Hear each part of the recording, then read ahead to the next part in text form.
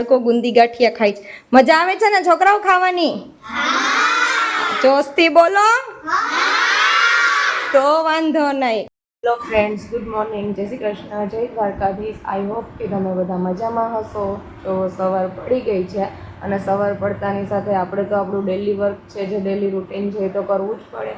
અને નવાબઝાદા એમનું daily work કરે છે. જો અત્યારે સૂતા છે આરામથી, પણ કંઈ વાંધો નહીં, એમને થોડી વાર સુવા દઈએ, કેમ કે એમને આખો દિવસ આવા તડકાનું બહાર જોબ ઉપર જવાનું હોય અને એમ બી એમનું વર્ક તો છે એ ફિલ્ડ વર્ક છે, ઓફિસ વર્ક નથી, એટલે એમને આખો દિવસ બહાર જ ફરવાનું હોય. તો થોડી વાર એમને આરામ કરવા દઈએ અને આપણે આપણું મિશન સંભાળી લઈએ. ફ્રેન્ડ્સ, આપણે એક બાજુ ગેસ ઉપર કુકર ચડાવી દીધું છે, એટલે રસોઈ થતી જાય, કેમ કે નવાબઝાદા આજે જશે તો 10-11 વગાડી દેશે, તો નાસ્તો કરીને તો નહીં જ જાય, એ આજે જમીને જ જશે. અને બીજી બાજુ જો અહીંયા ધોબી ઘાટ કાઢ્યો છે કપડાનો, તો એક પલાળી દઈએ અને કપડાં ધોવા બેસી જઈએ. તો ત્યાં કુકરમાં બટેકા બાફવા મૂક્યા છે, એ બફાઈ ત્યાં આપણે કપડાં ધોઈ નાખીએ. Good morning friends. આજે ઉઠવામાં આપણે વાગી ગયા છે 9 અને આજે તો આપણે ભાઈ છે ને બહુ થાક્યા હતા, કારણ કે મેડમને દવાખાને અહીંથી ફેરવી અને હાવ થાકી ગયો હતો, એટલા માટે થોડુંક લેટ સૂતો હતો. રાત્રે 2 વાગી ગયા હતા સૂવામાં, એટલે આપણે ઉઠ્યા છે 9 વાગે અને અત્યારે ઉઠીને આપણે જલ્દી ફ્રેશ થઈ અને આજે તો આપણે 2 સાઈડ જવાનું છે. આજે તાલાળા પણ જવાનું છે અને વેરાવળ પણ જવાનું છે. આ 2 જગ્યાએ જઈને આજે આપણે હાવ થાકી જવાના છે, કારણ કે મારી જોબના વર્કથી જવાનું છે, બીજું કોઈ વર્ક નથી, પણ છતાંય એડજસ્ટ અને મેનેજ કરી લેવું. તો ચલો, હવે આજનો તો નાનો મોટો વ્લોગ છે એ મેડમ સંભાળશે. આપણે બપોર પછી આવશું અને જો ક્યાંય એક્ટિવ થવાશે તો થશું, નકર મેડમ આજે બધું સંભાળશે. આપણે રેડી થઈ ગયા, ઘડિયાળમાં વાગી ગયા છે 9:30. હવે આપણે અહીંથી જવાનું છે જોબ ઉપર. પહેલાં જોબ ઉપર જતાં પહેલાં થોડુંક પેટ પૂજા કરવી પડે ને, કારણ કે ભૂખ થોડીક લાગી છે.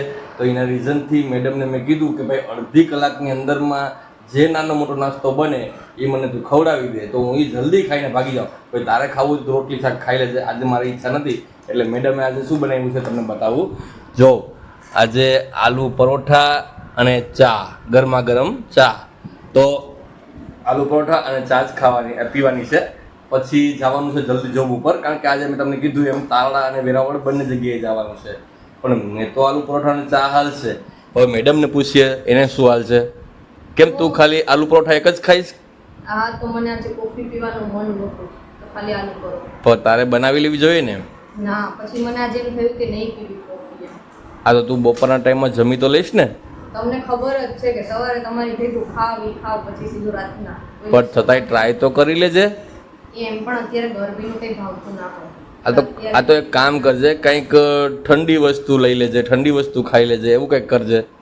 હા, એવું કંઈક કરવું. તો ફ્રેન્ડ્સ, હવે આપણે મળીએ જોબ ઉપર, એટલે કે હું જોબ ઉપર જઈશ. મેડમ અહીંયા જે કંઈ પણ હશે તો નાની મોટી એક્ટિવિટીઝ કરશે, તો તમારી સામે ફેસ કરશે. નકર આજે તો બસ આપણે અહીંથી હવે નથી આવવાના, પણ ટ્રાય કરશું કે બપોર પછી વહેલા આવી જશું, કામ પતી જાય પછી તો કંઈક પ્રયત્ન કરશું. નકર આપણે અહીંથી Tata bye bye. Hello friends, તો જો વાગી ગયા છે બપોરના 2 અને ઘરનું ઓલમોસ્ટ કામ ફિનિશ થઈ ગયું છે.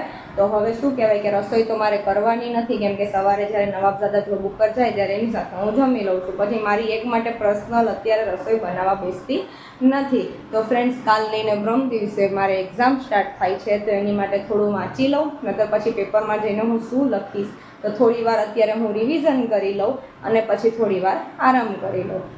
હેલો ફ્રેન્ડ્સ, તો વાગી ગયા છે સાંજના 4. થોડી વાર તમને કીધું એમ રિવિઝન કર્યું, થોડી વાર આરામ કર્યો અને હજી તો માંડ એમ થયું કે ચલો મસ્ત ઊંઘ આવે છે, ત્યાં જ પાર્સલવાળાનો ફોન આવ્યો. એટલે કે જો મેં મીશોમાંથી ઓર્ડર કર્યું હતું, તો એ પાર્સલ આજે આવ્યું છે.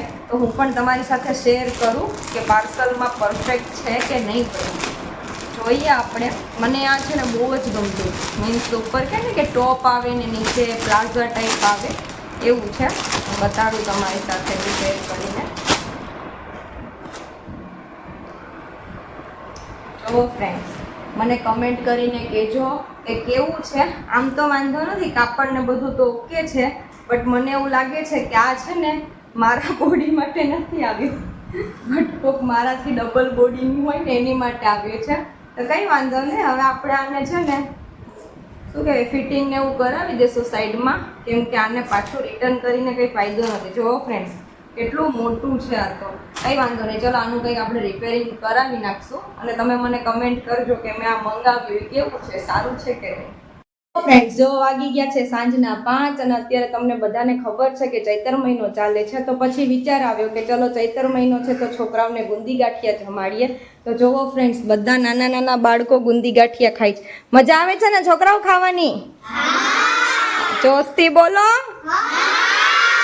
તો વાંધો નહીં. અને જો ફ્રેન્ડ્સ આ મારા મામાજી છે, આ મારા સાસુમાં છે, તો એ લોકો પણ અહીંયા બેઠા છે કેમ કે હું બાળકોને જમાડું છું તો એમના આશીર્વાદ પણ જોઈએ ને મને.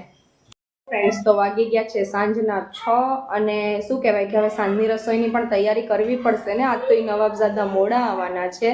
તો જુઓ મેં સાંજ માટે મિક્સ કઠોળ પલાળ્યું છે.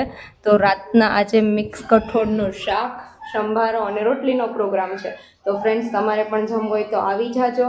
અને હા ફ્રેન્ડ્સ, એ નવાબઝાદાને આજે આવવામાં મોડું થવાનું છે, તો મને એવું લાગે છે કે આજના વ્લોગમાં એની એન્ટ્રી હવે નહીં થાય. તો મળીએ હવે આપણે નેક્સ્ટ વ્લોગમાં.